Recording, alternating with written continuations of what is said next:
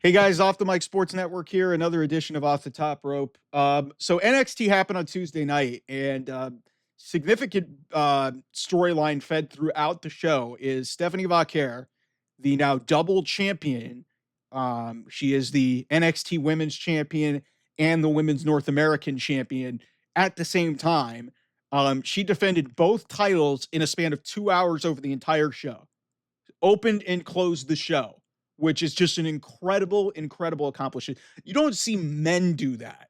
Like, you don't see double champions successfully defend their titles twice in a show. That is a remarkable accomplishment. She beats Jada Parker for the NXT title to open the show. She beats Fallon Henley at the end of the show. And listen, whatever they want to do going into Stand and Deliver, because obviously they did the Julia match with Julia being hurt, and that was a big match.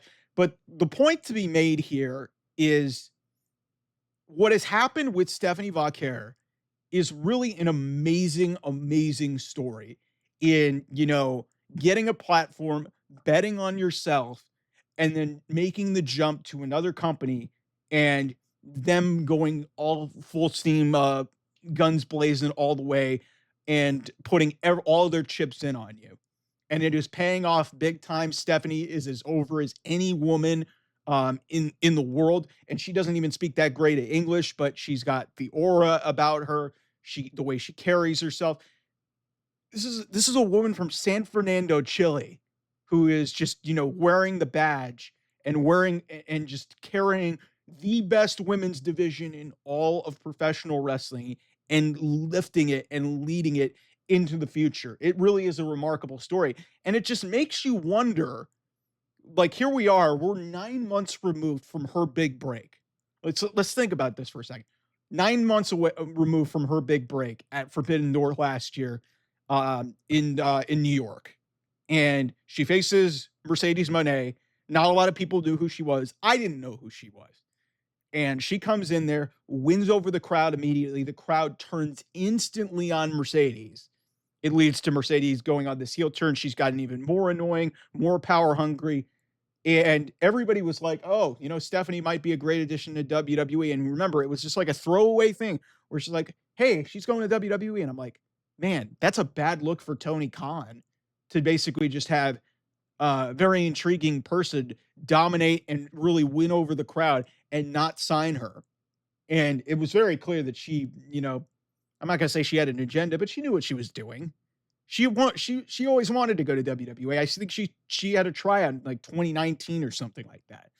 But it makes you wonder, like, how good WWE is marketing and recognizing talent, but also how just inept AEW is at, like, elevating the talents that they go out and pay out the ask for. Because return on investment has been a big thing that has become a massive deal in WWE.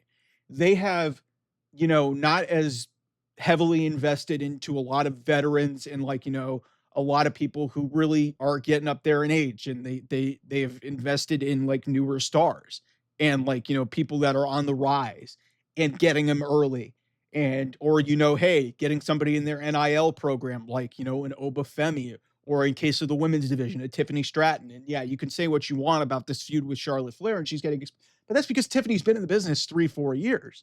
Stephanie's got all of this experience. And so you put her side by side, her and Mercedes, like, side by side. Both of these people could have been in the exact same position. Roles could have been reversed. And Mercedes has got the ability to talk. Stephanie knows talking is not her strong suit. So less is more, and she's gotten over with her wrestling ability, and it's worked.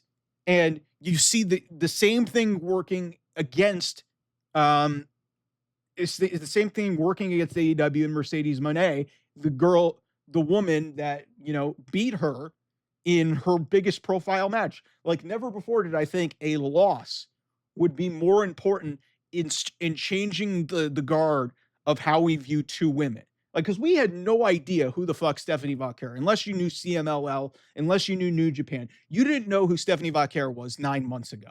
You didn't. Be honest. You did not know that. And to see her as a double champion, she hasn't even she's barely been in WWE for less than a year. And she's a double champion in the biggest and most important women's division in all of professional wrestling, despite not being able to speak very strong English. She's heading into WrestleMania season holding those two titles. She's probably going to defend both of them in the same night. She's already defended them once in the same night, which, as I said, rarely happens in any promotion where you see two title defenses on the same night. So the fact that that's happening, that tells you how much faith is. And that is just the exact reason why you go into, like, investing in these people. And that's why WWE was like, hey, we're not going to do this. We're not going to cater to Mercedes demands. We're going to go get somebody that, we think can benefit from us and really help us out. And she has. And it's really insane to me that people will still actively, like, go out of their way to just defend what is going on in AEW just because Mercedes has held the title for 300 days and has 4 titles. Guys, Stephanie's got half those titles, and it means way more than whatever Mercedes is doing in AEW. So it's crazy to me that here we are 9 months later, and both these roles, like, you thought, hey, maybe that would have been a spot for Mercedes to elevate herself to the next level. It was probably the turning point of everything that's gone the other way for her, and it led to the rise of Stephanie Vaquer, the Dark Angel, La Primera, and becoming, one of the biggest women stars in this company. And I would imagine at some point Stephanie is going to be on the main roster.